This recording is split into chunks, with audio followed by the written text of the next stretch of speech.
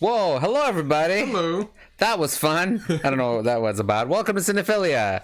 We are back. We are continuing our talk from last week about animated movies. Non-Disney animated movies. I was very much scolded for my Disney shows. Or including something that was Disney related. And thank you, Mitchie, for posting on the Discord about Cinephilia starting. How's everybody doing? Hello. We're going to start off with a couple things. We are going to talk about Captain Marvel, but we're going to talk about Captain Marvel next week. Yes. Because we want to give everybody some time to watch it. Because I know opening weekend for movies, not everybody gets around to watching. But we do want to talk about Captain Marvel. We're going to do that next week. Yeah. And so go see Captain Marvel this week. And if you have not seen it, also go see Battle Angel Alita. We're going to do a double episode and talk about both of those movies next week. Well, we're doing a single episode where we're going to talk about two things. Because a double episode would be twice as long. Yeah, that's want to confuse people. Right. You're right. You're correct. Yeah. So we're going to start off with let's just movie trailer. Movie trailers. Yeah. Well, Mitchie, you have a whole week to watch it. So you're going to be okay. Start with movie trailers. Let me know if the volume on the movie trailers is okay for you guys. I'm trying something new, a different way to show the trailers, which makes it easier for us. So what are we watching first, Will? We are watching, I think we have MidSomewhere on there, which is the new A24 movie, directed by the same director as Hereditary. So it's a horror movie. MidSomewhere, yeah. So hopefully this is good. I don't know. It's a trailer. It doesn't matter if it's terrible. Here it is.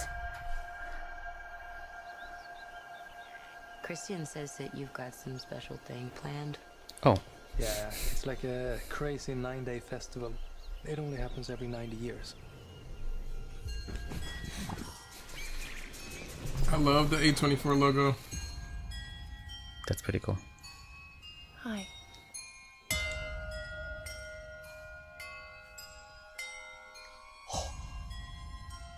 Hello. Theodore. You can't speak? You can't move? But this opens you up to the influence. And it breaks down your defenses. Trust me. All right. It's got a little bit of Village vibes. I'm getting Village, and I'm also getting like original Wicker Man. Okay, yeah. Ooh. You're gonna love it.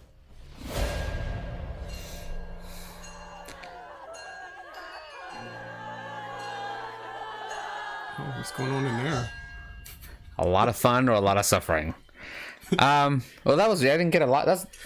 I didn't get a whole lot of what Like movie's about. Yeah, so I guess that's good. I mean, that's kind of how the trailer for Hereditary was too. It kind of just gives you glimpses of what could be, but it doesn't really explain everything, which is how a trailer should be. Should be, yeah. I love horror movies that are brightly lit because they're so rare. Like a horror movie like that set in just like bright daylight. Yeah. That means it's going to give you something different to be scared of. It's not going to be very conventional. And not only that, but like overexposed look to it. Yeah.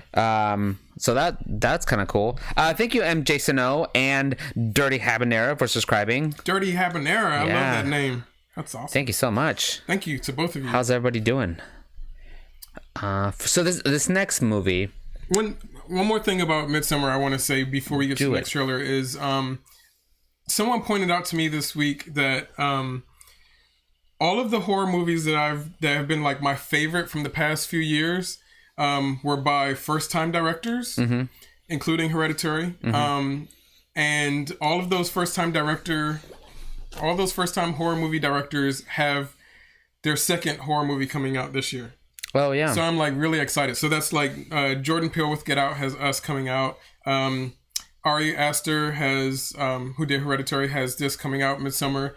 Robert Eggers, who did The Witch, has a new movie coming out this year, which there has not been a trailer for yet, so we'll have to watch that when it comes out. And then the fourth one was Jennifer Kent, who did Babadook, has a new movie coming out this year. Oh, cool. So yeah, all four of those are movies I rave about. This could be the year that I get back into horror movies.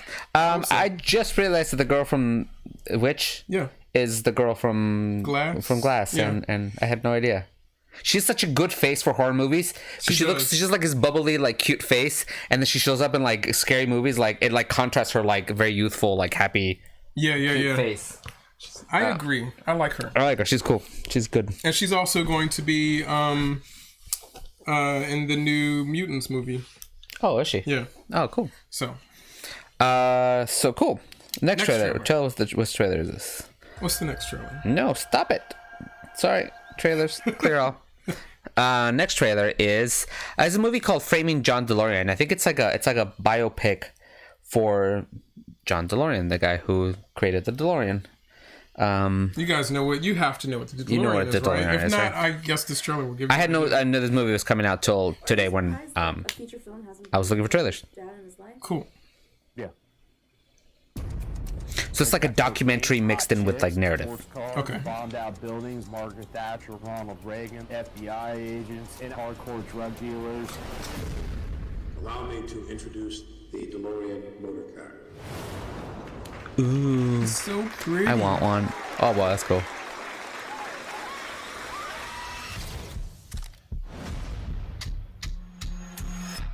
A number of people have been wanting to do Those a movie eyebrows. in my life. I'm going to try to be DeLorean. Oh, he's a good casting. DeLorean was the leading man Hollywood producers dream of, and he was real. He was one of the maverick rogues of his day. What the hell is this? That's the GTO. You're out of your damn mind. He married the world's top supermodel. My dad was at the peak of everything, and then came the car. This is the DeLorean Motor Company. It's impossible to start up a car company. This is real innovation. And you've got the money for this? Oh, yeah. John didn't have the money. We were heading for insolvency. John DeLorean is in jail this morning. I just found out a few hours ago. I know nothing. Stability and sanity left the household when he got arrested. When John puts all the chips on the table and loses, you have to play music while everything collapses around him. It's like da, na, na, na, na, na, na, na, na. Yeah, it was intense. So you know his story already. A little bit, yeah. I don't know anything, so this is all new to me. He is either a beleaguered man, or he was the greatest con man to ever come down the pike. They set up an innocent man. When this got to a point where he could have turned back. How far would you be willing to go to save your life's dream? Interesting. Yeah, he was one of those guys that like really wanted to get this done and was willing to do anything to get it done, and that's why like they came out and they were this great thing, and then immediately the company went under, and then he went to jail. Well, the trailer was interesting because, like I said, I don't know anything about him, but it clearly was starting out as it. Like when it first started, it felt like a crime story, like the way it was presented. So I was like, oh, that's interesting take on it. But then obviously there's some crime involved. So yeah, that looks really interesting. Yeah. I'm excited to see that. Dirty Habanero says, do not get one of the new ones made from all parts. They're put together really poorly. Yeah, if you want a DeLorean, you have to find one and then refurb one or rebuild one.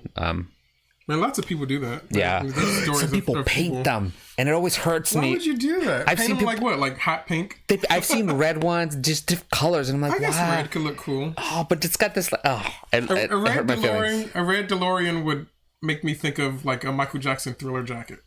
I guess maybe red. I went to Sheila's husband. Yeah, Tech Sheila. Yeah. Were you there at his house that day? We went to her house. We went to her house, and her husband owns a DeLorean, and he took us around on rides. Like we went around, and just like sat on the passenger seat, and then got to go on rides. And then he was like, "Check this out." He had a bunch of. He had the camera from Back to the Future, the model that he used, and then he had all these like props from Back to the Future that he found the original stuff and had remade, and then he had a box full of McDonald's DeLoreans, like Happy Meal toys from the 80s. He had a box full of them, and he's just like, here, take one. So I took one. So I have this little Happy Meal DeLorean with Doc Brown sitting on in it, and it's still in a little packaging. It was great. That's funny. Yeah, that was so pretty random. Cool. Next trailer. Next trailer, I think, is Ma. Ma. So it's a horror thriller starring Octavia Spencer of all people. So this should be interesting. Juke says those cars are cool, but I don't understand why they did not carry the stainless to the frame as well.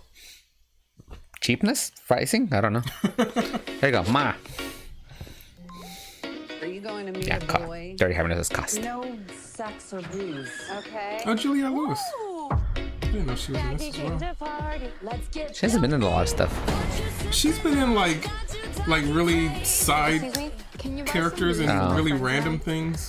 Not interested. Like she was the villain in the Jim and the Holograms movie. She really? Yeah. Oh. There's my girl. This never happened. She's made enough money. She's probably just does it for fun now. You guys want to party like rock stars? Follow me. Let's get drunk!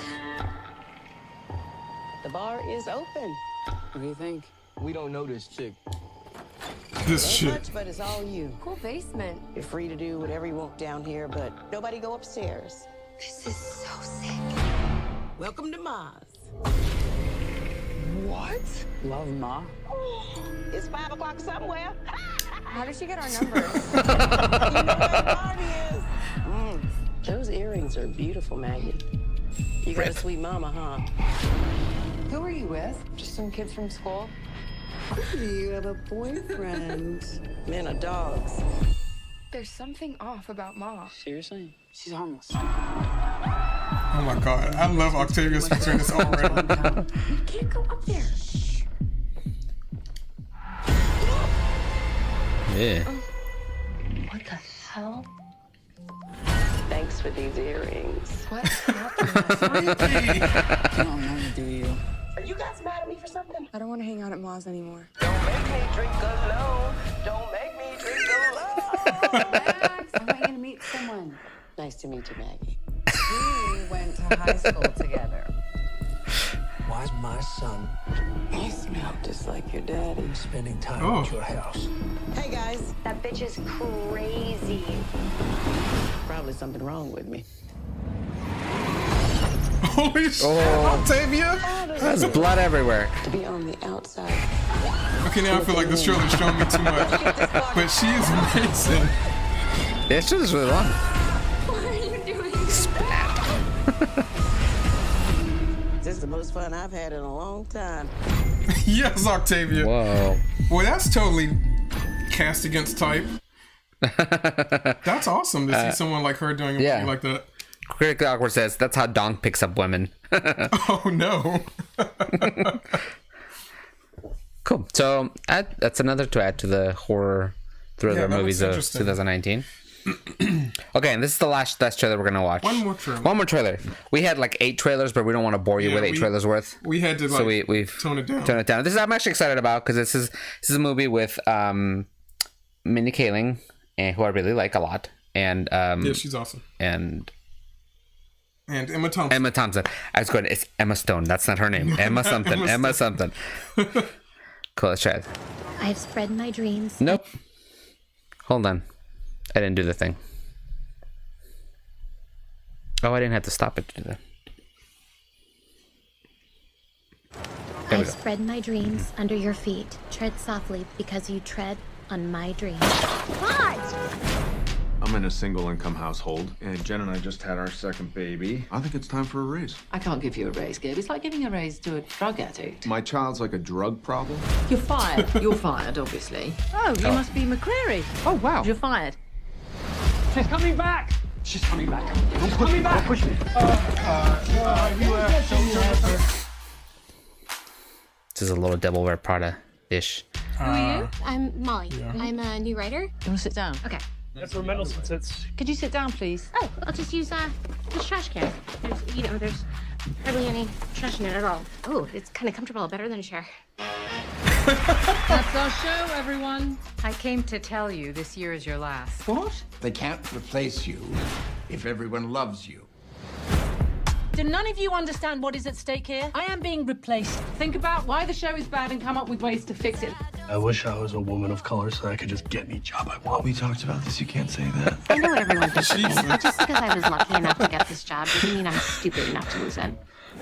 What exactly is wrong with my bits? You're a little old and a little white. What can I do about that? I have some jokes for the monologue. I shouldn't do this in an English accent, should I? No.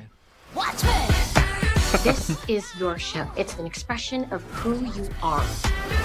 How would you describe Molly? She thought I was the vibrant splash of color on the gray canvas of our writing staff. I mean, whoosh.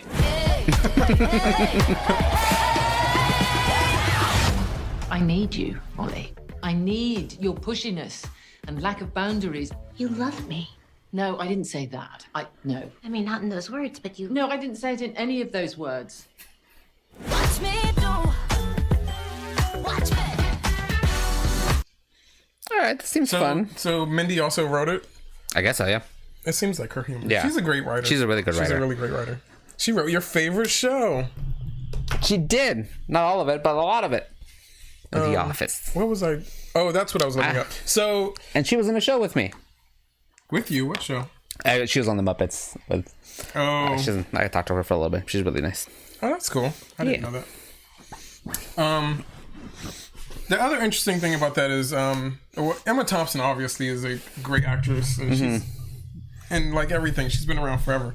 But she this is a nice segue into talking about non-Disney animated movies, because she was supposed to be working with another animation company, Skydance, on a new movie called Lucky, I believe, or Luck, something like that. She was going to do a voice for it, but Skydance decided to hire John Lasseter, who has been, in the news because of his sexual harassment and just all around icky behavior. Yeah, really. It wasn't just sexual harassment. It was that fraternity environment that he created, and it was the bad fraternity, not regular fraternity, because not every fraternity. This was at Pixar. At Pixar, yeah. He ended up having to leave Pixar because of all of that, and Skydance decided, as an animation company, they want to have him on their staff, and hired him out of the blue without even letting. I don't believe their staff was even notified ahead of time. They just hired him. and Emma Thompson stepped up and was like, "Nope, I'm out." And she actually wrote a letter to Skydance, which the Los Angeles Times published the entire letter, which is really interesting.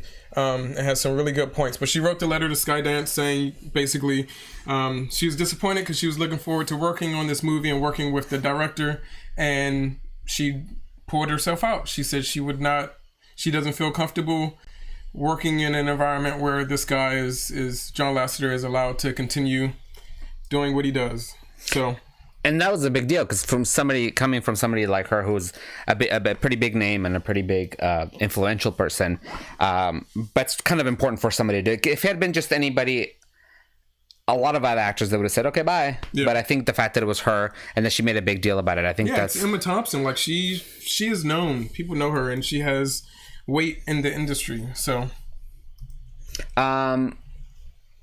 yeah, I mean, the weird thing about the whole John Lasseter thing is I feel nobody ever talked about the lack of action from Disney. Yeah. Disney, because of how they manage things, they were able to just go, "Nope, sorry, we're just gonna hide this and put this away, and then he's gonna go on break for 6 months, and then we'll see." Disney always does, and which is. That's so frustrating, because they were so easy to let go of James Gunn over something that happened so long ago and that had already been addressed and blah blah blah.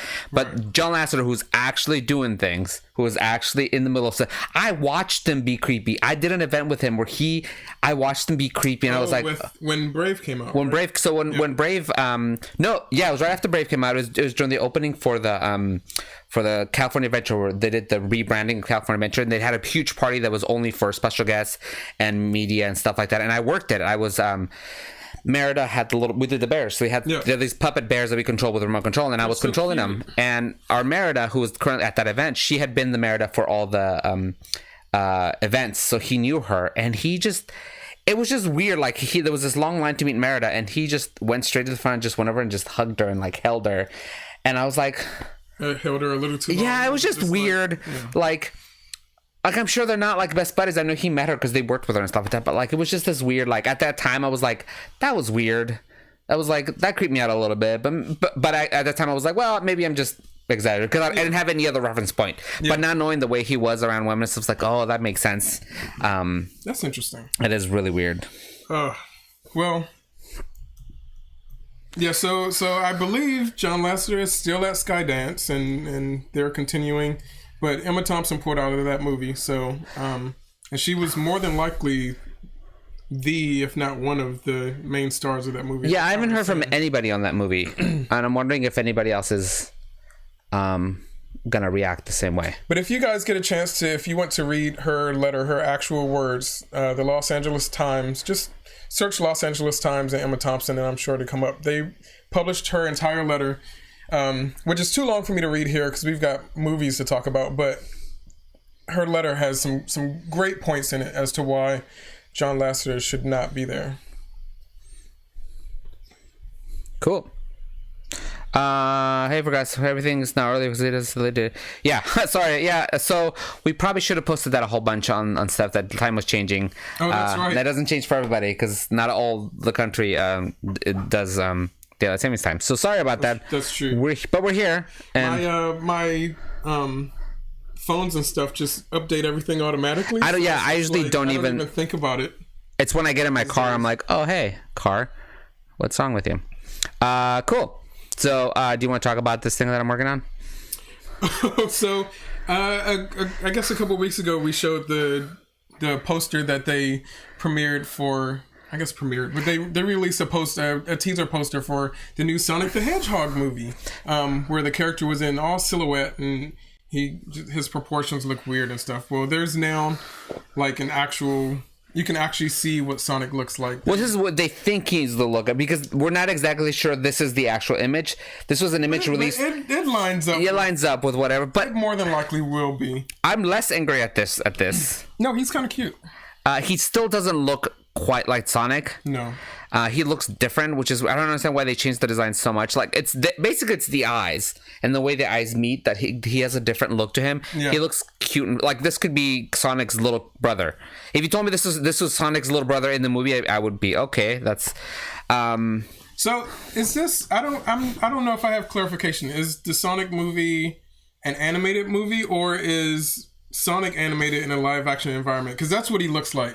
He looks like he's been designed to fit into a live action environment. I think he's in a live action environment. I don't know too much. Maybe you guys know about it. But this is so far the cleanest look we've gotten. He still looks weird. So now my next question, knowing that he's possibly in a live action environment, is he in fucking New York? I won't be surprised if he is. They put animated characters in New York, like that's supposed to be some new edgy thing. And that's I hate it when they do that. Yeah, it definitely. Cooper says it definitely has Detective Pikachu feels, but without as good designs. Yeah, yes. Because that's the good thing that Detective Pikachu. They just took the cartoon and said, "Look, we're making them real. They still have some silhouettes. They look basically the same. All we're adding is literally all they did is add textures to them, right? Which they didn't have. But this they completely he redesigned his eyes and in this shot you can't see his legs. There are other pictures that you can actually see his legs online. And they're all muscular. Yeah, they're like muscular human legs. Yeah. I mean, I get it. He runs. He's going to have muscular legs, but it's weird. It's just so weird. Kid Sanders says, do you feel the same way about Muppets Take Manhattan, Will? No, because the Muppets... First of all, that was a long time ago. And they hadn't overdone that yet. That's true. But the Muppets are characters who have always gone to different places and experienced different things. And they also have always been set in the real world. Sorry. And they went to New York for the purpose of starting a Broadway show. So there was a reason why it had to be New York. So it fit for them. But if you take something like Sonic, whose mythos do not exist in our real world, or the Smurfs, like the Smurfs not being in... The first time we see the Smurfs in a movie, in a feature-length film, they are... I mean, there's the Magic Flute, so let's not count the Magic Flute, because that was a movie. But seeing the Smurfs in like an urban setting instead of in the forest with their mushroom houses is just weird. Like... Alvin and the Chipmunks don't need to be in New York. Like it just doesn't work for all properties. Muppets is fine. Has there been any casting info on Sonic, Robotnik? Because imagine Vincent D'Onofrio as Robotnik. That would be cool. I heard really rumors about Jim Carrey as Robotnik, but no official casting. That was just rumors. I don't know. I physically can't picture that because Robotnik has a very specific look. I hope they don't change that. But if he was doing a voice of an animated Robotnik, that'd be fine. That'd be awesome. Yeah. But Vincent D'Onofrio as Robotnik, that would be cool. Yeah, Vincent D'Onofrio would be awesome. So we'll see what happens with this movie. I mean, we don't know much. It's hard to like really pinpoint based on two images that we've seen. So it's like the whole reaction to Aladdin and the genie just blew up on the internet. But some of the reports from the shareholders meeting that just happened was like, I wish people, as somebody who was at the show said, like that when you see more footage from the film, like it sort of like placates that negativity.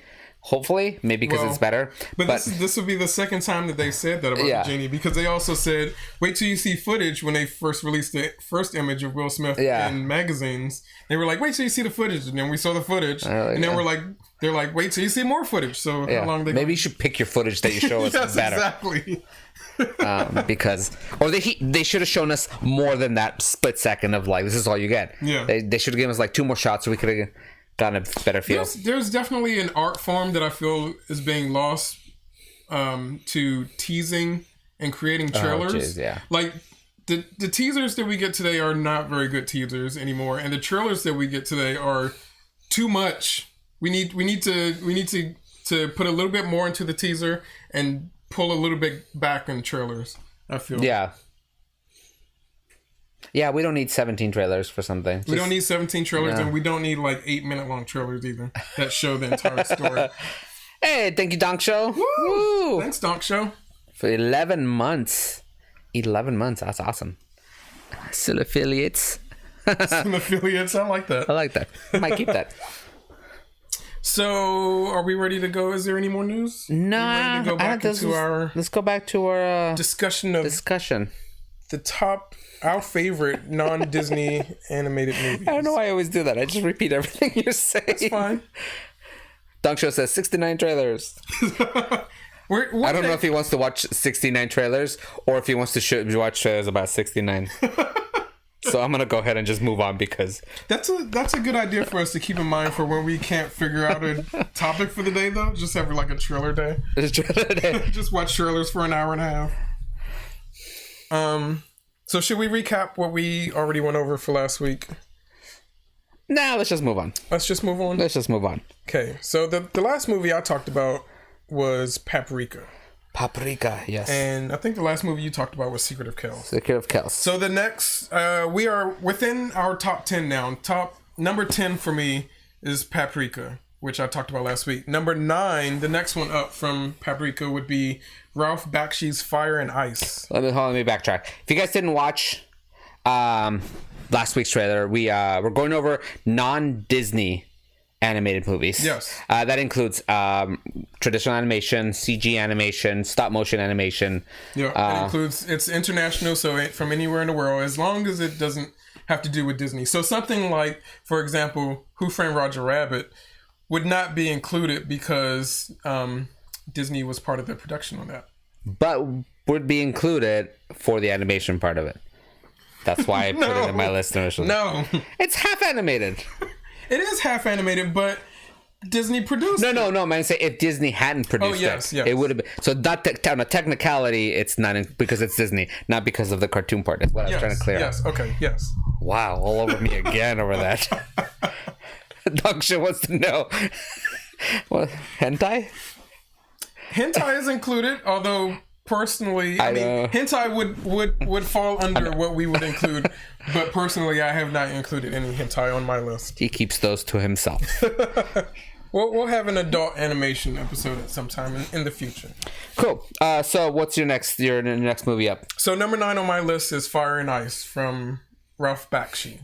Ooh, look, I made graphics today. We got graphics. Oh yeah, we have a new layout going on today. As you can see, there's no top bar because my hair is so big. So we had to remove that top bar. But now look how much we can breathe. It's so open. So have you seen Fire and Ice? I have no idea what this is. When I was putting these images, I was like, I have no idea what Fire is. And I'm not going to look it up because I want you to tell me. Wait, do you know Ralph Bakshi's work? You know, probably. He, you would probably best know him as the creator of the animated Hobbit and Lord of the Rings. Okay. So it's the same director of those, or same animator as those. I think he only directed one of those. And he's really, really well known for his rotoscoping, which is, if you don't know what rotoscoping is, it's when you take video footage of live actors performing and then you literally just trace over them and that's your animation. But it's, I mean, there's still an art form to it. It's not, I shouldn't have said just trace because tracers are important too. And he uses rotoscoping a lot in his work to get his point across and to make his movies look a little more lifelike than cartoony. And most of his work is pretty political. Like if you get into like Fritz the Cat or some of his earlier work, it's a lot more like social politics. But Fire and Ice and another movie of his, Wizards, is more fantasy. And Fire and Ice specifically is inspired by the work of the artist Frank Frazetta. If you know comic art or fantasy art, then you definitely know the name Frank Frazetta. Do you know Frank Frazetta? I don't know the name. You would know his work if you saw it. Like the poster is. It reminds me of heavy metal. Somebody said on the chat too. Yes, I don't think Ralph Bakshi specifically worked on heavy metal, but that the style of movie heavy metal is inspired by Ralph Bakshi. Dog Punts for real says The Hobbit was Rankin Bass. Yes, it was Rankin Bass, but Ralph Bakshi worked on it. Okay. So you're both right. I love Rankin Bass, and I actually don't have any Rankin Bass on my list, surprisingly. Reed Cooper says there's a hentai in my top list, actually, because it is literally... it's also an amazing animated film. Who wrote to that? Legend of Overfiend. We'll have to check it out. I'm gonna guess. Uro Tsuki Doji. That sounds Legend right. of the Overfiend. And Dongsho says, I've never actually watched hentai. Chewy has told me all I need to know about it. All I need to know. Oh, I'm learning a lot about Chewy. I thought you were gonna say you're learning a lot about hentai. No, about Chewy. So yeah, Fire and Ice is really cool. One of my favorite things about, in addition to the Frank Frazetta design that the movie rotoscopes, one of my favorite things about Fire and Ice is the villain, who is very queer. Like he's so shady. You guys know I do Waddies for like best animated hair and cinematic side eye. He would have won both of those, both of them, because he's amazing. So yeah, check out Fire and Ice if you have not seen Fire and Ice. Fire and Ice. Cool. Next on my list was a movie that I just discovered last year called Wolf Children. Okay, so this was interesting for me because this is actually a movie that I've not heard of. Yeah, it's from I don't remember the director's name, but he's made a bunch of other stuff too. It's a story of it's about this woman who falls in love with a werewolf, basically, and then they have kids. Okay. And it's weird because it's the one thing that like anime does a lot, where they take this like what would otherwise be just a normal story about humans and they throw in some kind of fantastic element to it. Yeah. But somehow they're able to remain grounded. And it's still a story that you can you understand, and it's a really cool story. Has really one beautiful scene in the movie that I love, where so you see the two kids kind of going to school and growing up. It's like a montage scene, but the camera just keeps panning back and forth, and you see them in the classroom, and then you see them a little bit later as they grow up in the classroom. The camera just keeps doing this. That's the like growing montage. It's the growing montage, cool. And the camera just keeps going back and forth between these two classrooms, and you see them grow up. And it's really, really cool. It's a really cool movie. It was very, They do this really cool thing where some parts of the movie it's kind of like a dream sequence kind of, and instead of using black lines for all the characters, they use red lines for them, so it gives them like this really cool ethereal kind of look. But I thought it was a really good movie and I really enjoyed it. What year did it come out? Do you remember? Not offhand, no. But it's not too old. It's in the last 5 or 6 years, maybe less. Yeah, I'm gonna have to check that out. It's very rare that we will come across a movie I've actually never even heard of, let alone not seen, on this show. So that's a happy thing for me. Juku sort of says, I've watched that movie, especially myself, and now with my nephews, and they love it as well. Yeah. Also, cool. I don't know what movie they were talking about. Maybe Titan AE. Oh. Titan AE. Oh, Juke says I have not watched it, but it's on my list. Do watch it. It's really good. What was next on your list? Jose says came out in 2013. 2013. I'm gonna try to find that. I think I already looked and it wasn't streaming anywhere, so I'm gonna try to see where I can watch Wolf Children because I need to check that off my list. What do you think of since the okay, let's not. I was gonna say let's talk about what they're talking about in the chat, but let's not in case it actually comes up on one of our lists. But don't forget about it. Don't forget about it. The next movie on my list up from Fire and Ice would be dun dun dun dun Batman: Mask of the Phantasm. Bum, ba-dun-dun. Which okay. I will grant that Mask of the Phantasm has the actual animated series behind it to push it, so it's almost kind of like a sequel in a way. You're familiar with it, so you're already going to be comfortable watching it. But I just think it's such a spectacular movie. Like the way the way the story unfolds. There's lots of flashback going back, and there's lots of for an animated movie. There's lots of drama in it, which is true of the show too. Like it doesn't. Kids can get into it, but it doesn't like speak down to kids. And adults can enjoy it because it's so smart at the same time. And the twist of who the Phantasm is for me when I was little was shocking and amazing. I was like, really? They're letting this person do that? I thought it was awesome. So yeah. And I think that that although it did have the animated series to kind of lift it up, it didn't just kind of ride the coattails of the animated series. It did definitely added to it and said here's this thing that it was better told in a movie format, and dumped it and added to the mythos of that series, which is already amazing on its own. And I think having the Mask of the Phantasm as this little topper on top of it, I think did some good service, because it could have been just a throwaway. It could have been like, we're doing a movie because we want to make some money, but they didn't. They actually put down a well-made movie. That's very true, because you actually don't need to have seen the animated series to watch the movie and get it. Like, you know, just from pop culture, you know, Batman, Joker, and Alfred, and pretty much, and Commissioner Gordon maybe, and pretty much everyone else in the movie is new, so you don't have to know the animated series that well to get into it. It's a very smart movie. Yeah, Secret Saiyan Cucumber says, Secret Saiyan Cumber, I would say Cucumber, says, I love Kevin Conroy. Yeah, Kevin Conroy should always be Batman. Kevin Conroy is probably my favorite Batman. Yeah. And I would venture to say, I love Batman Returns. I would venture to say Batman Mask of the Phantasm is probably my second favorite Batman movie ever. Second to Batman Returns. I can't get over Michelle Pfeiffer as Catwoman. There's just no topping that.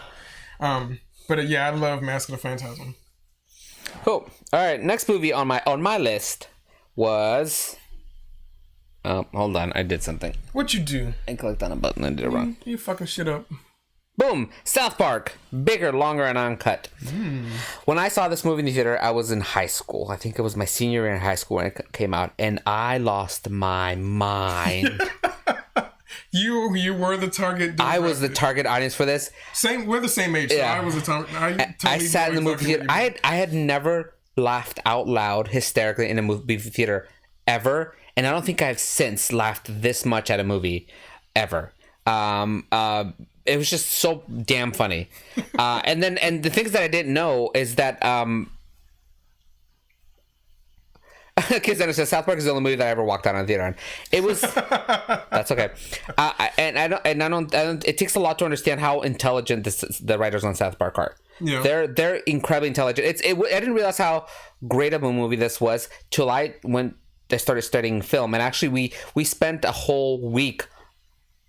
I was a whole week on it in one of my film classes and breaking this movie down. Interesting. And it was, we used this movie as a big example of the hero's journey and archetypes and my teacher broke it down, and it was very amazing how I remember my teacher saying, I don't know if these guys know what they're doing, that they're doing this on purpose, but everything they're doing.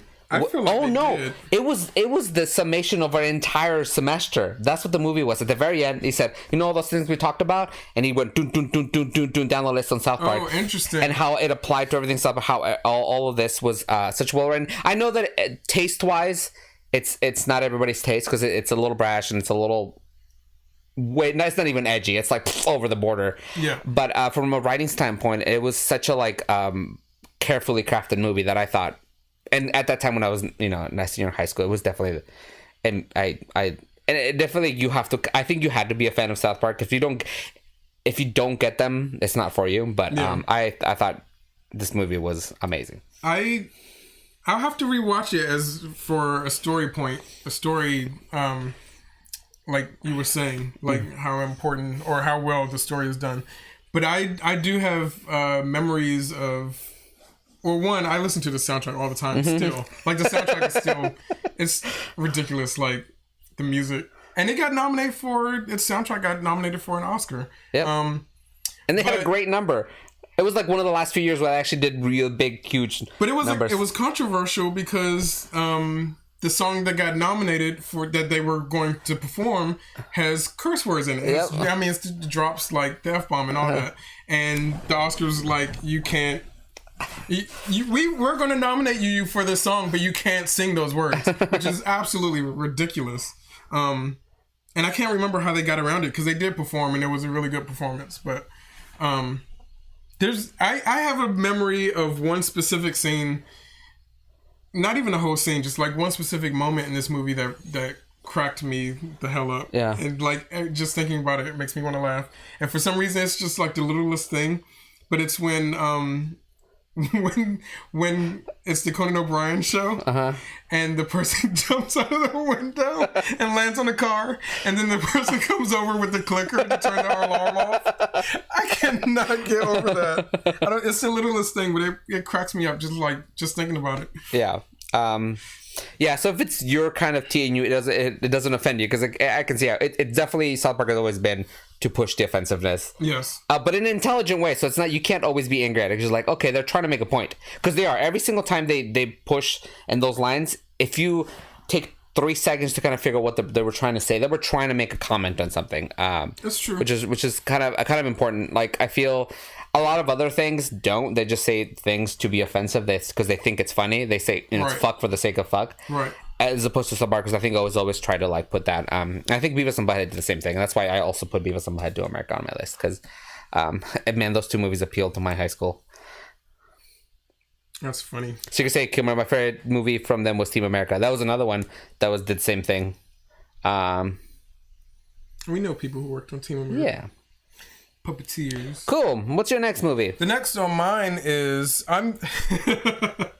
this is probably the complete opposite movie from South Park. I'm going to go with the religious spectacle, The Prince of Egypt.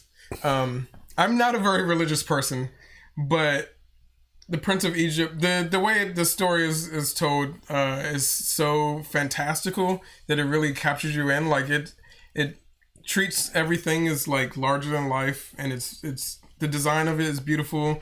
There are specific segments in it, like when he's talking to the burning bush, that is just like such a magical moment. And then like when Moses parts the sea at the end and you can see all the fish swimming through everything, it's just so beautiful the way that it's done, and it's handled so seriously. that I don't know. I love it. Yeah, for some reason I forgot about this movie when I was making my list. But when this movie came out, I was obsessed with this movie. Yes. I loved it. And I also not a religious person at all. But this movie did this really wonderful thing where if you were a religious person, it gave you these things that here's the things that you wanted to see. Yeah. And if you weren't religious, they were like, here you go, here's still a really good story. Yeah. And really well made and wonderful music. And it was just the music in it was incredible. Beautiful. It had like 3 soundtracks, which I had all 3 of, and I listened to all 3 of them all the time. But the design of it is just like all the Egyptian. This is there one scene where the story is being told in Egyptian hieroglyphics, and it's just astounding how they. And this was like the first one of the earlier movies from DreamWorks Animation when they were still trying to like. This is way at the beginning. Catch get their footing for animation, and I think that this movie opened up a lot of doors for them to do a lot of other things that they're well known for, like Shrek and stuff like that. So. And Rusty Roboticon says Prince of Egypt is Forgotten Diamond. Yeah, I feel like people tend to forget about this movie. I don't know why. Maybe because of the religious part, people aren't like. It doesn't make. I don't know. I actually don't know why. Because it is a wonderful movie. I think that it might be because it was also at the tail end of traditional animation. And as traditional animation was starting to kind of fizzle out, that's when this arrived. You're right. Okay. Like this and like Road to El Dorado, which was also the same style. They just kind of I think they got overlooked by a lot of the new CG stuff that was coming out. I think so. Yeah. So. It was just bad timing for it. But it's a gorgeous movie. Cool. Next on my list is Kubo and the Two Strings. I'm a big fan of everything Laika makes. Most of what Laika makes. And I like everything. Some more than others. But I thought Kubo was... this is a good place to put Kubo on this movie. I thought it was a very... well thought out movie. I thought it was beautiful. From a technical sense, was absolutely gorgeous. From a technical standpoint, it was crazy to even think of the things they pulled off in this movie. They pulled off amazing things. They used enough CG in this movie. Jigsaw says that movie made me cry. Why, Art? Why? Enough CG that wasn't distracting. Because one of the cool things is that we tend to say well, they shouldn't do this. They shouldn't. If it's going to be there's opinion a lot of people if they're going to do let's say an stop motion, it should only be stop motion. But I think Laika was very smart to go. We're going to do stop motion, but when CG helps us, we're going to do it. We don't have to prove anything to anybody. And so they used the right amount of CG in a lot of places, but Reed Cooper says Laika use CG. Yeah, they use a lot of CG actually. But it's done in a way that just enhances the stop motion. It's not. They don't just rely on CG. Don't rely. No, they use it to do a lot of stuff. Maybe 20% of the movie is CG, but and again, I think I tend to gravitate into things that have to love with family, and I think it's because with the way I grew up. So this was very much about his family and how that was trying to keep together. He was trying to keep his family together, but everything was just falling apart and had fallen apart for a long time. And I thought it was wonderful. I thought it was gorgeous. Visually, you really can't beat Laika in stop motion. It's. And I like that they're like, this is what we do. Yeah. They're not trying. It's kind of like what Pixar said. This is the one thing we do, and we're gonna keep doing it well. Laika's like, this is the one thing we do well, and we're gonna keep doing it till we can't anymore. And they keep everything that keep coming out has been great. Some things definitely better than others, but nothing has been awful from them. Yes, I agree with that. There are some movies a couple of movies that they've done that I was kind of disappointed with a little bit because of. It was more story-wise, but the technicality of what they do. Yeah, and I'm disappointed amazing. In a way that I'm compared to their other movies. Yes, compared to the other movies. It's still not a bad movie. No. Yeah. Reed Cooper says, I'm looking for the Bigfoot movie. Yeah, me too. I think it looks funny. I think it's going to be a more lighthearted thing. But Kubo, if you guys... they had the Kubo walkthrough exhibit at...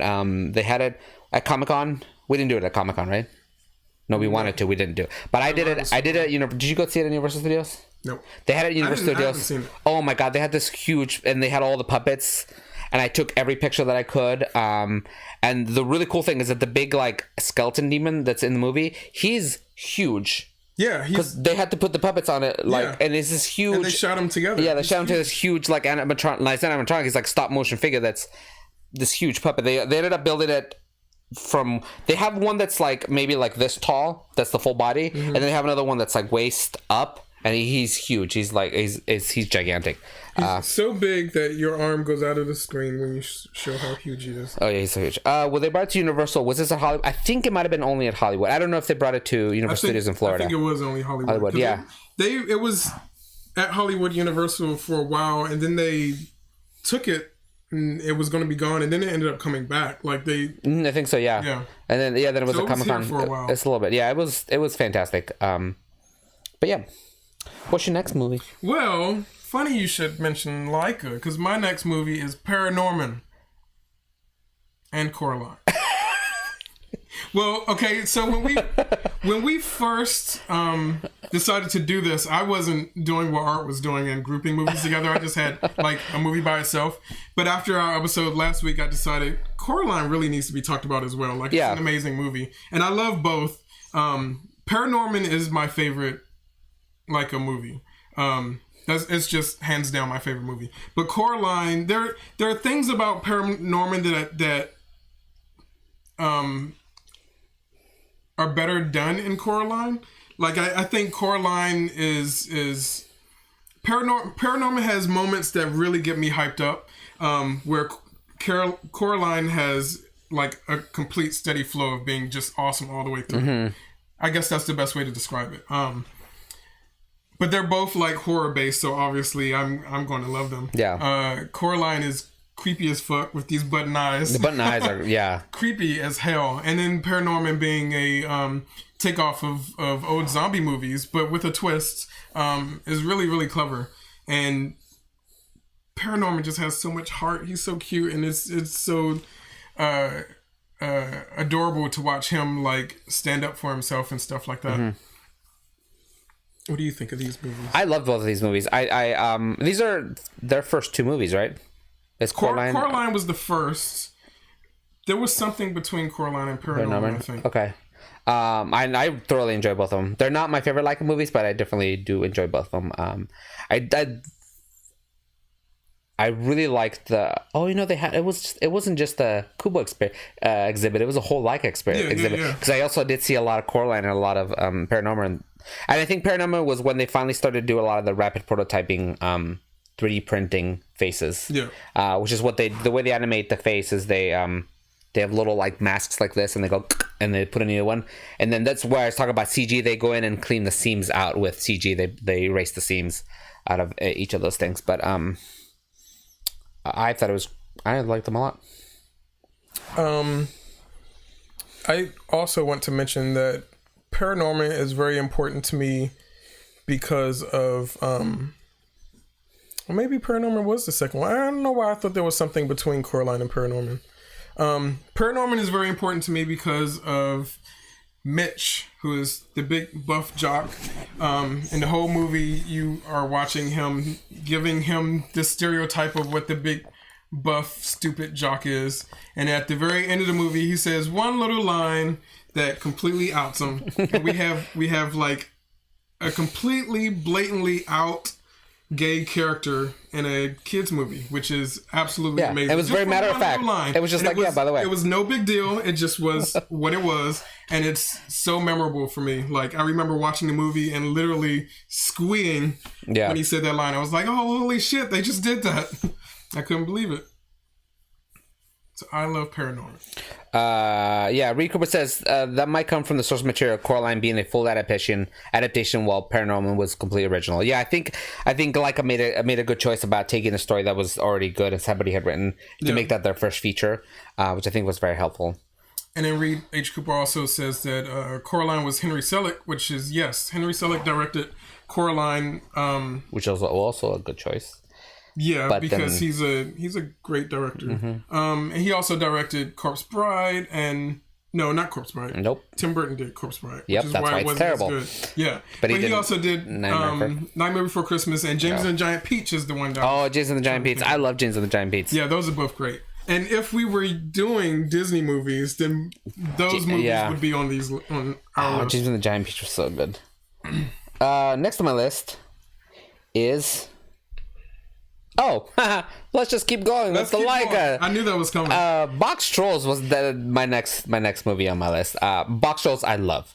I think Boxtrolls was Amber she'll probably put this number 1 on her list of animated movies ever. She loves Boxtrolls. This is higher than Chipmunk Adventure for Amber? Ooh. Probably, but just barely. Boxtrolls I loved. I loved the kind of the little... It was like tiny world building because we got to see a lot of this town, which a lot of the other movies we didn't get to see as much of the world where this was happening, kind of in an expanded way. Yeah.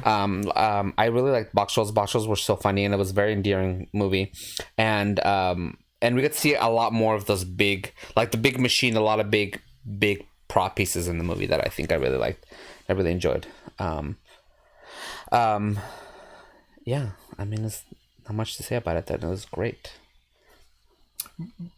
Boxtrolls is the one for me that is my least favorite. It's your least favorite? It's my least favorite. Why is it your least favorite? That does not mean it's a bad movie. It's still a good movie. There was something...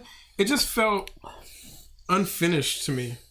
Yeah. Not technically. Technically, it's beautiful. The design work in it is beautiful. All the actual Boxtrolls are cool. The character designs are cool. The animation is amazing. Story-wise, it felt like there was something missing, and I can't remember offhand what it was. I'm starting to question your taste. I haven't seen it in forever. But it just felt like... And I'll agree that ParaNorman gave me that kind of feeling, too, because ParaNorman is kind of anticlimactic, which is why I say that Coraline is like strong all the way through, where ParaNorman has like these hills and valleys. But something, I don't know, I can't put my finger on what it was offhand, but something about Boxtrolls was just like, okay. It was good, but it was my least favorite. This does not mean it's a bad movie. It's still a great movie, and you should check it out if you have not seen it. Cool. All right, what's your next? Next, we're going to get into the reason that I thought that this would be a good topic to talk about to begin with is Spider-Man Into the Spider-Verse, and that would be my number 5 top non-Disney animated movie. Number 5? Yeah, we're at 5 now. Dong Show wants to know, are you guys going to post this list? Yeah, we'll post it in the Discord. Yeah, we'll put our entire list on the Discord. Sorry. Spider-Man Into the Spider-Verse. This movie just blew me away. Like everything in our top 10 is going to be amazing because there's it was hard to put it in a top 10. That's why we ended up with 17 and 2 episodes to do it. So all of these movies are amazing that we're talking about. Spider-Man Into the Spider-Verse somehow managed to progress the current state of animation to the next level, as well as progressing the current state of movies based on comic books to the next level. Like there's never been a movie quite like this movie. This is the first time we're seeing something like this, and it's kind of incredible that they pulled it off so well. Like this had to be technically something hard to pull off. It was, yeah. They created brand new tools for it because they took how they things that you do in film. There was no bokeh, there was no out of focus, things like that. They took those ideas of how to make what technical things are in movies, but adapted the comic book versions of them in a moving format.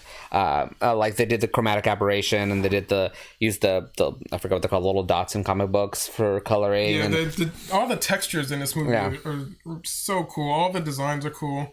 Oh yeah, it comes out on the 19th. I thought maybe the 9th. Oh, maybe it's the 19th. It's coming out on Blu-ray this year. Maybe it is the 19th. This year? Yeah. This month I meant. But you can watch it. I hate they do that. You can buy it on digital. Yeah. You can buy it like 2 weeks early. But I want digital and I want the Blu-ray. So I have to wait for the Blu-ray so that I get my digital copy. Yeah. Ugh. Yeah. I'm the same way. I don't buy a lot of Blu-rays as much anymore. But when I do buy a Blu-ray, I want the digital. Yeah, I don't. I have in the last year I've bought 3 or 4. Yeah. And only the movies that I know that I'm gonna watch, because I have a 4K TV and a 4K player, so I buy the 4K DVD. That's the only ones I buy. The ones that I can buy in 4K that I know that I'm going to want the 4K version. I bet this looks amazing in 4K. I mean, it looked amazing on the big screen, so that's what it would look like. But this is, and then on top of technicality, like how amazing this movie is, story-wise, we finally get, like, we still have Peter Parker, but we don't need another Peter Parker origin story. No. So we finally get some of those other Spider-Man characters. We finally get Miles Morales on the big screen, who is an amazing character in the comics anyway, but to see his story on the big screen, we finally get Spider-Gwen, who's also amazing. I think they're spinning her off as the lead of the next movie. And it's just cool that we are doing something different here. Like this, in every aspect of Spider-Man Into the Spider-Verse, it's different, and it's amazing because of that. Yeah. And I think, because the thing is, we already have Peter Parker in Marvel Universe, and they're still doing his movies. So, and it's great, but it was nice to see more, because the world hasn't been expanded so much. It's nice to see more of it, which I really do like. And I think eventually this movie, as time goes by and I get to feel it out more, it might creep up more and more higher on my list. I think, because I do think it's one of the best animated movies ever, and not just animated, but just in movies in general. I think it's one of the best movies ever. You could put it in a top 10 list of movies, best movies ever, not labeling it an animated film, just as a movie as it did. Yeah. Cool. Next on my list is... I believe we're in the top 5 already? We're on the top 5. Is it top 5? It's my top 4 now.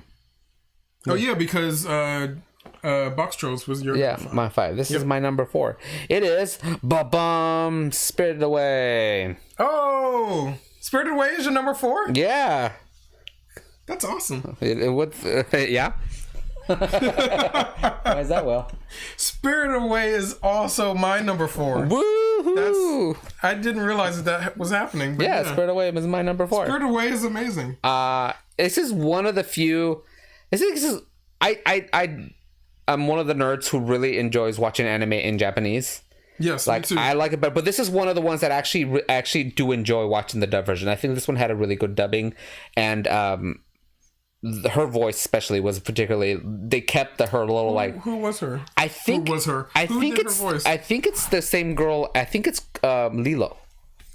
Oh, Dakota Fanning? Nope. I mean, not Dakota Fanning. Gosh, it's on the tip of my tongue. She's also Samara. Yeah, she's Samara in The Ring, and she's also in Donnie Darko's sister. Let me double check if it is her, because I'm pretty sure it's her. I think you're right, but I can't think of her name, and it's driving me crazy. So you need to tell me what her name is. Entertain the people while I look. It's Here's a Dance for You. I love Spirited Away. Dana Chase. Is it Dana Chase? Somebody said in the chat.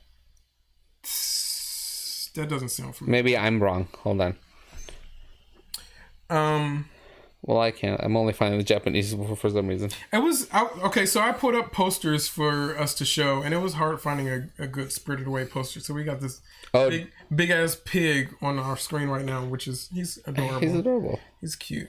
Dove. Yeah, Dove. Dave Chase. Not Dana. Yeah. So we're close. Yeah, she's Lilo. She's a great actress. Mm-hmm. I don't think she's doing much these days. No. But for a while, she was like... It was funny for me that she was... we had Lilo and Samara, who were completely opposite characters in the same... Yeah, and she had a really good kid voice. I don't think I've ever watched the dub of this. She's good in that. This was one of the ones I actually enjoy watching in English. But it's just such a like weird...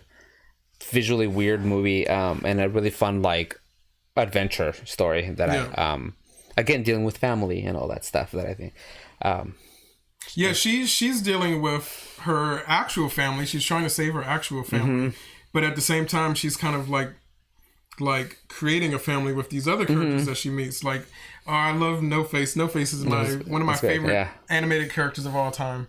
I'm gonna have to get a No Face tattoo sometime. There's space for him. Spirited Away is... there are a lot of Miyazaki movies that are amazing. Like, I could have had any number of them in my top 10. Yeah, that's what I thought, too. It was like, I could just add them all but I wanted to be a little more picky because it was easy to just add all of his movies in here. Because like Castle in the Sky, Nausicaa, Howl's Moving Castle. I'm not gonna name all of them. so that's awesome that we both had the same number 4. That makes me happy. And this is your number 3 now? Yes. Your number 3. My number 3 is The Iron Giant. Your picks. Sorry, no, just them. Next pick is The Iron Giant. My pick's what? Throw off my top 3. Oh yeah. Yeah. This almost ended up higher on my list because it's an amazing movie. Like, there's nothing. It's. I love that. Like, was this Brad Bird's first movie? This was before he did anything with Pixar. It's right? Before anything with Pixar, yeah. What did he do before this? Didn't he do the little toaster? Was that him? Didn't he do what? The Brave Little Toaster? I don't think Brad Bird did the Brave Little Toaster. I'm pretty sure he did. Oh. I might be wrong. I might be making stuff. But this is Brad Bird managed to pull this movie off before he even before he was a big Pixar, name. Before he was a name, and it's got probably the most heart.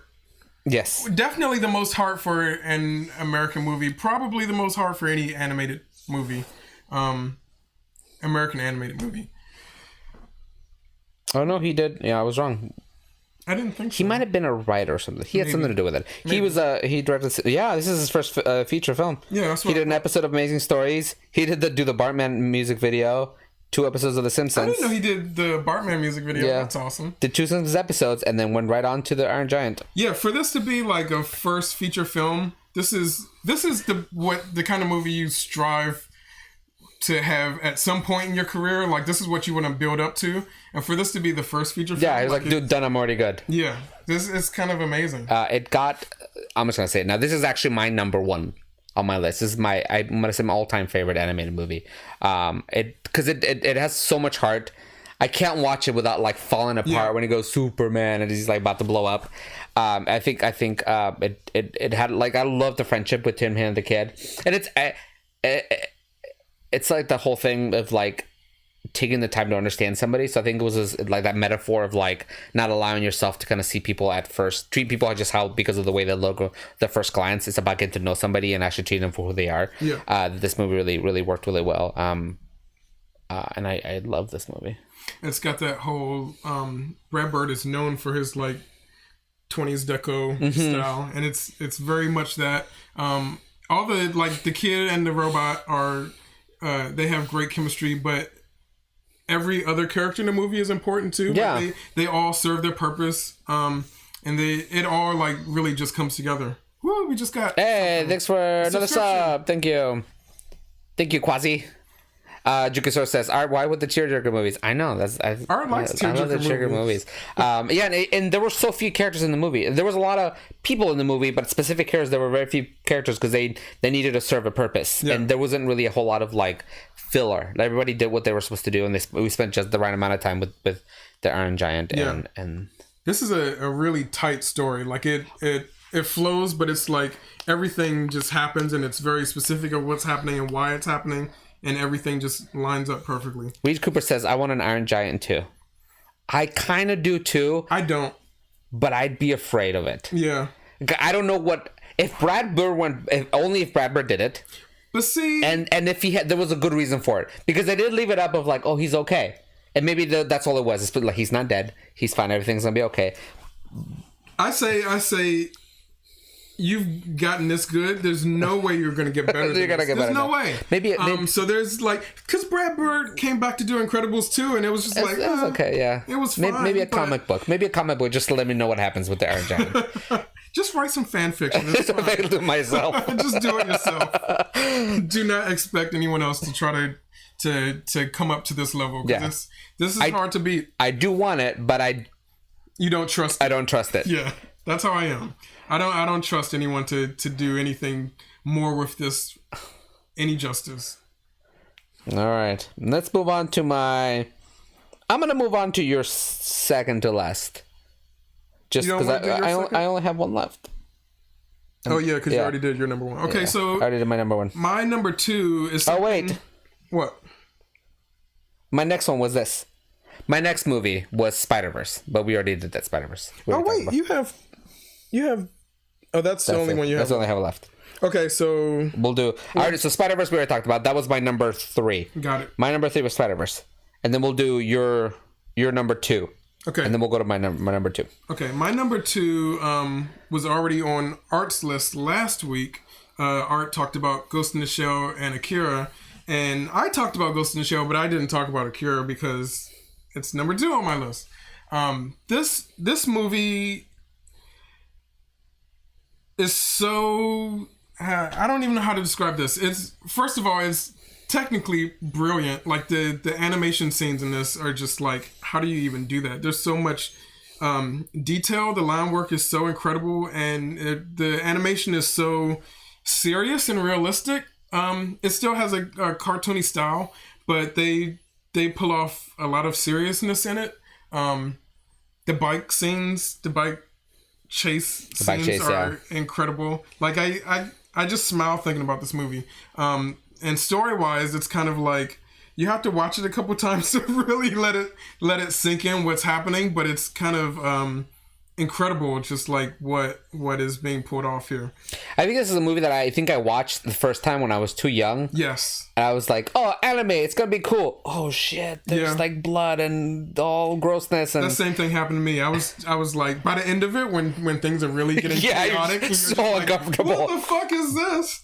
But as you get older and like start to understand what it's actually doing, it's kind of incredible. Yeah. It still holds up today. This is a movie that still influences a lot of people. You can still watch it today and still be amazed by it. Yes, influential is the right word. Without this movie, there would not be a lot of other things that we see in animation. A lot of if you guys are a fan of the show Batman Beyond, that show is very much inspired by a lot of what's going on in this movie.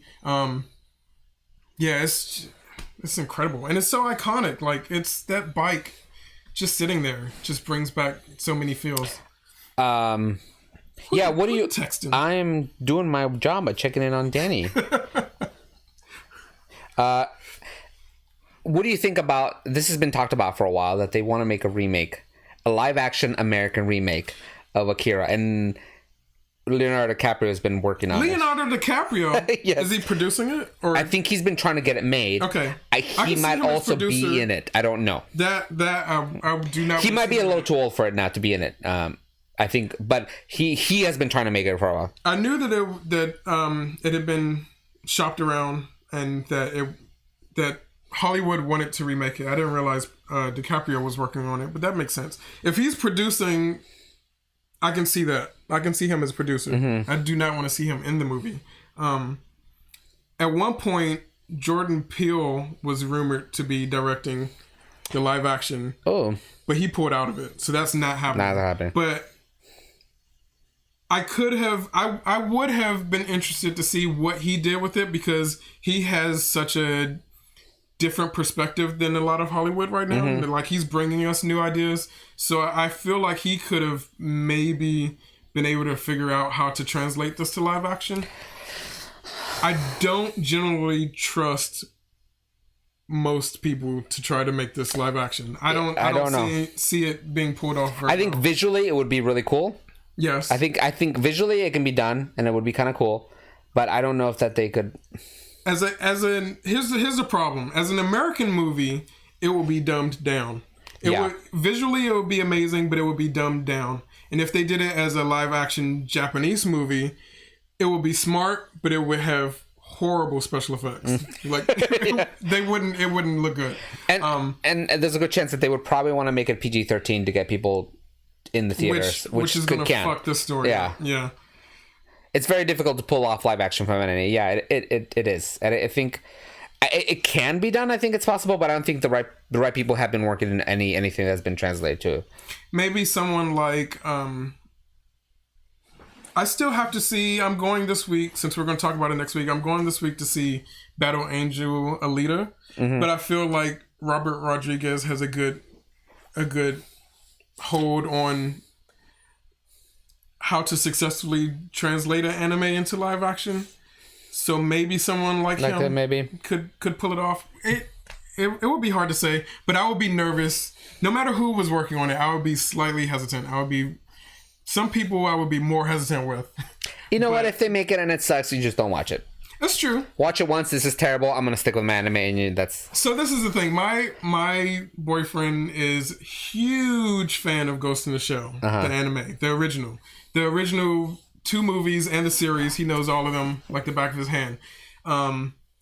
I was hesitant to watch the live action because of ScarJo and all of that nonsense, and he was like, "Let's just watch it.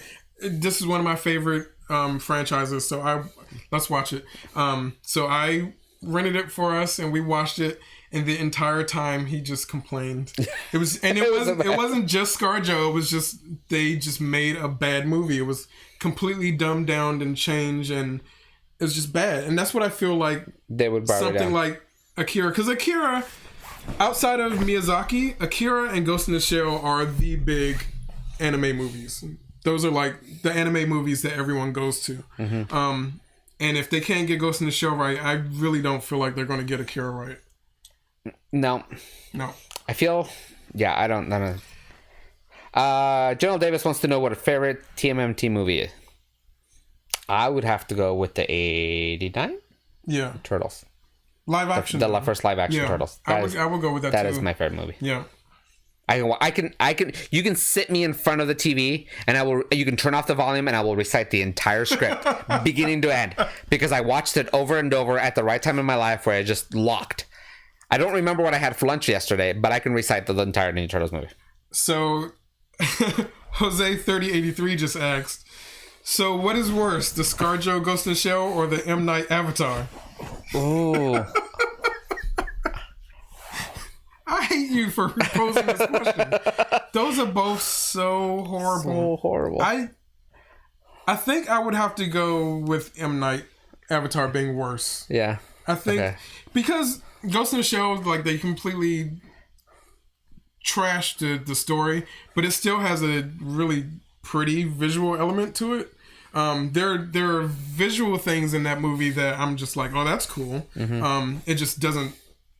It doesn't hold up the story. So that's the fault of it. But M. Night, I can't think of anything redeeming in that movie. No, I saw a bunch of stuff on Ghost of the Shell production design and stuff that were beautiful. They did some really cool stuff. Exactly. Avatar didn't really anything cool visually. No, they just so I'm gonna say that. Yeah. Let me get to our things, then I'll answer some of those questions. What's the last few couple? Oh, my number 2. Your number 2. My number 2, because we already did my number 1. Boom. The Secret of Nim. So someone, I can't remember who it was, but they asked about. Yeah, it's just the better. It's somebody said that I hope it's in the list or something. I love this movie. This movie I watched when I was a kid. This one again, one of those movies that I watched as a kid and it stayed. And if I watch again, I don't feel that it's terrible. I'm like, it's still good. It's still. It was one of those things where it did the whole thing where it didn't talk down to kids. It was like, here's some horrible shit. Here's this family who was about to die. This movie is dark. It's dark. It's dark. Yeah. Like the owl, watching the owl when she goes to talk to the owl, and it's the scariest thing in the world. So this owl just like walking at her and going,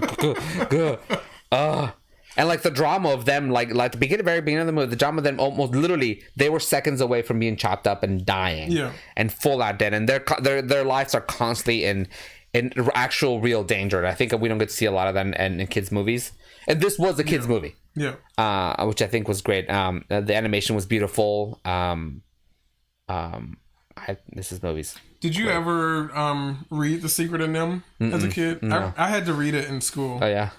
So I think I saw the movie first, and then read the book, and it's a pretty legit retelling of the book. Like I remember reading the book and seeing those scenes. Yeah, so I definitely saw the movie first. So they do a good job of translating the story to animation.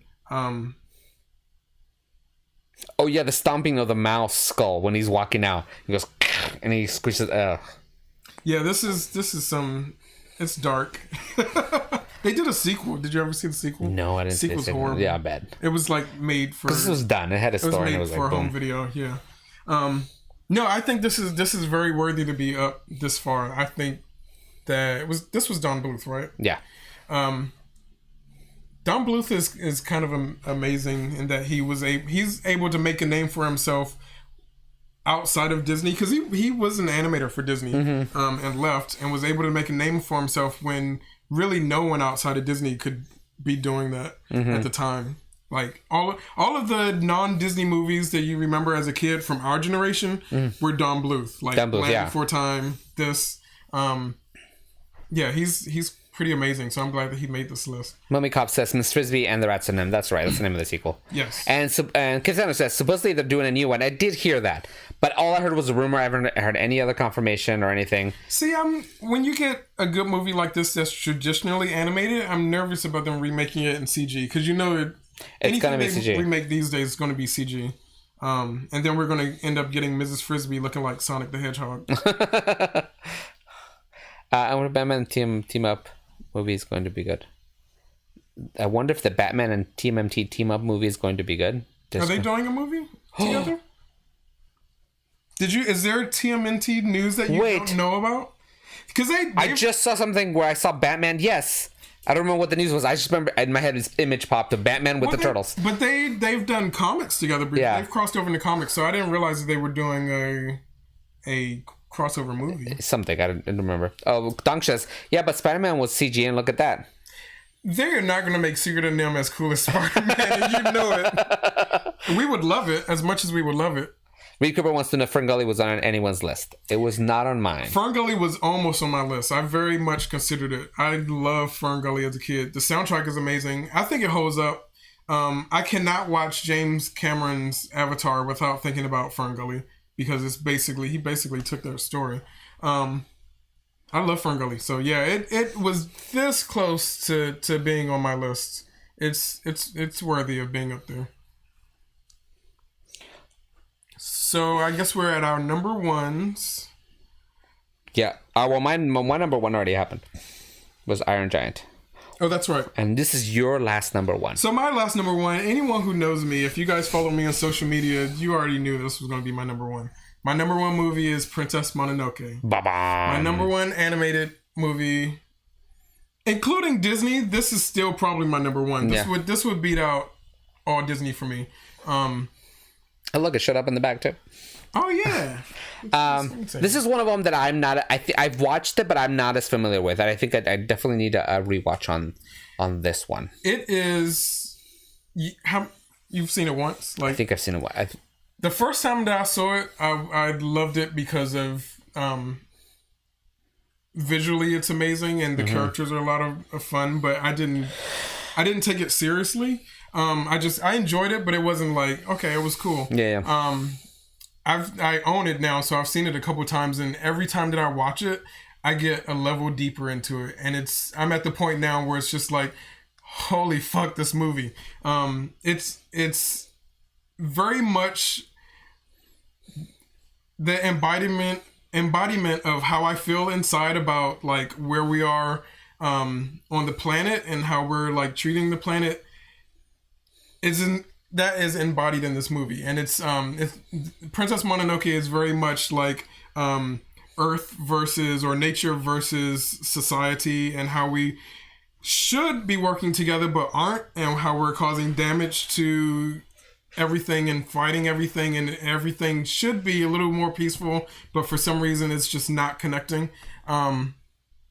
So this movie is very serious for me, and I get like totally into it. It's just, and me as becoming a more and more like political person, I'm just like, this is the rage. This movie is the rage that I feel. Princess Mononoke with that blood on her mouth. That's how I feel. I want to take down everybody. So yeah, that's why I love Princess Mononoke.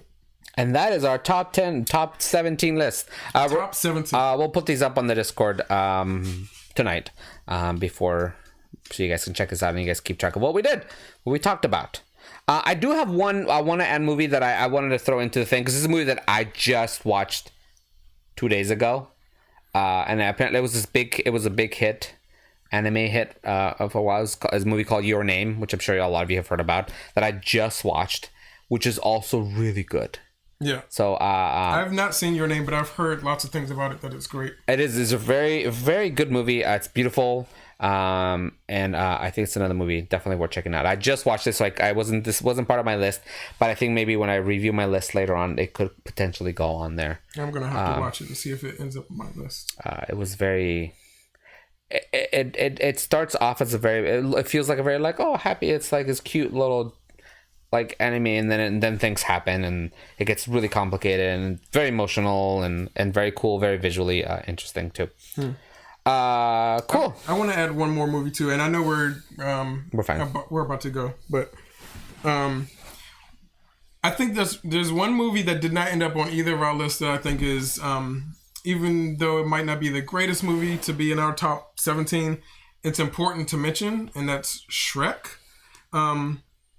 Shrek in a lot of ways broke the ground for non-Disney movies. I mean, there were lots of non-Disney animated movies before it, but Shrek came out in a big way and kind of like said, okay, this is what Disney's doing. We're going to make fun of what Disney's doing, and we're kind of going to push it out of the way. And then that kind of opened the door for a lot of other non-Disney animated movies to reach mainstream audiences and be seen like on a larger scale. Shrek was actually the first animated movie to win the Best Animated Feature Oscar. And it's funny to think that... What's so funny? Sorry, Dog Show said, this is bullshit. No Five goes west. Well, you had... An American Tail. That's an offshoot of American Tail. So, but yeah... I forgot what I was saying, but yeah, I think Shrek is important, and even though it didn't end up on either of our lists, it should be mentioned for what it did, because it did open a lot of like doors to other movies to say that, like, hey, other people can make these big animated movies. Yeah. And I don't know if you said this, but like they also made fun of Disney while they were doing it. Yeah. They just literally came and kicked the door in and said, "F you, Disney." Yeah. Cool. Do you have some recommendations for today? Ooh, I didn't think of recommendations. I have one because I just watched something. Okay, you go. I never thought I would actually sit and watch this movie, and I kind of watched it. I was like, all right, this is kind of cute.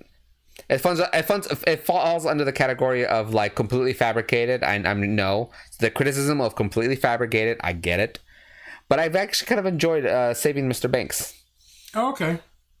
This is Saving Mr. Banks is a story about Walt Disney trying to convince PL Travelers to sell him the rights to make Mary Poppins. I thought it was a pretty decent movie. Yeah, it was a decent movie. I saw it when it first came out, and I liked it. Yeah. Like outside of the hello awkward notification. Thank you, Shidohari, for I don't know why they're a new subscription. Thank you. Yeah, our thing is messed up. Thank you, Shidohari, for subscribing again. 6 months in a row. So it's on Netflix right now. It just came out on Netflix. So if you guys want to check that out, yeah, they just added that and Christopher Robin, which I have not seen Christopher Robin, so I'm gonna watch that at some point. It was cool to see. They actually go to Disneyland in the movie. I was working while we were both working there when they filmed that. And there's a few people in the movie that I don't know if you know. But anyways, I know a couple people. Yeah, in the movie, it's kind of cool. So it was a fun movie. I thought it was like nice and like cute, and it had like a heartfelt moment. I had no interest in it. I was like, even though it's Tom Hanks, and I love Tom Hanks. That kind of it surprises me that you wouldn't have interest in it. I was wrong. I was angry at Disney. I've been angry at Disney. Type of movie. But it was Tom Hanks being Disney. You were angry when it. I've been angry at Disney for a long time. I will give you that. There are reasons to be angry at it for a long time. Manly Mutt says, "Why would you resub on this show? They don't do a cool song." I mean, I have a thing. I have a thing. No, I'm gonna have it ready for next week. Hopefully, there's something new coming to the show. Maybe. Okay. To placate that sentiment. I'd be up for doing all kinds of stuff. Great. I probably shouldn't say that on a live stream, but Jose says, "Well, keep a tissue handy because you'll need it for Christopher Robin." Okay, I'll have my tissues out. For my recommendation, this week I watched the movie Sunshine for the first time, which is directed by Danny Boyle, who is known for Trainspotting. I'm a big fan of Trainspotting. So Sunshine was great. I was surprised at how great it was. It's such a good sci-fi movie. Yeah. First of all, the cast, I was not ready for that cast. The cast is incredible. It's got Michelle Yeoh. It's got Chris Evans. It's got I can't think of her name, but she was in one of the X-Men movies, and in Bridesmaids, and it's got a great cast. The cast is right here. I don't know why I'm not just reading it. Rose Byrne. It's got Rose Byrne. Yeah. It's got Cillian Murphy. It's got Hiroyuki Sanada, Cliff Curtis. Lots of good people are in it. Yeah, it's a movie about this group of astronauts, I guess. That I guess they're astronauts. That are on the way to try to save the sun from it's collapsing. It's the sun's dying. Yeah, so they kind of have to refuel it. So they're on a mission to try to, and all kinds of stuff happens, and it's really, really cool. But it's well done. The story wise, it's well done. Visually, it's cool. I love when villainous things starts happening. There's a specific way that the villain is shot in the movie that's really, really cool. Like you have to see it. The way it's put together is just top notch. Jukastos wants to know if Cowboy Bebop was on our anime list. It was not. Cowboy Bebop was not on my list. Manly Mutt says, is the sun dying? Is it taking place billions of years in the future? No. It's not taking billions of place in the future. Something's happening. But the sun is dying. I know, it doesn't make sense because the sun wouldn't be dying for a long time. Yeah, it's global warming. That's probably it. Straws in the ocean. Okay, cool. So that's it. Thank you so much, you guys, for joining us. 1:45 should be up some point soon. We will be back next week. Manly Mutt just saw Captain Marvel. Just got home from watching Captain Marvel. Cool. We're going to be talking about Captain Marvel and Battle Angel Alita next week. So go see those if you haven't seen them. That's your homework for next week. We'll be back at same time. Remember that daylight savings time, so now it's an hour earlier for a lot of you, I think. So it's still 6:30 Pacific time. Thank you so much for joining us. We'll be back. I'm repeating myself. And Quarterball will be here soon. Tomorrow. We're back tomorrow. Not we're back, but we're doing a special one-off campaign, D&D campaign with two felted friends from Les Mis and Friends. Oh, cool. Yeah. So if you guys, Les Mis and Friends is a show that is happening in LA. We'll get to the details tomorrow, but and on social media. But go check them out. Les Mis and Friends on Instagram. It's Les Mis or Bob with puppets, and it's super funny. It was co-written by Genevieve by G, which you guys know. She co-wrote the show and is putting it out. It played a little while in Orange County, and that's going to LA. So it's definitely a cool show to watch. So we're gonna do like a little show with them tomorrow. Kisana, doesn't G work on the show? Yeah, she does. She co-wrote it, co-directed, co-did everything. That sounds like it'll be fun tomorrow. Yeah, it's gonna be fun tomorrow and ridiculous. So we'll see you guys tomorrow. All right. We got Cinephilia later. I gotta look at the button. Hold on, we'll do it again. Okay, here we go. I gotta prep the button and then we gotta do it. All right, so one more time. Ready? And Cinephilia later.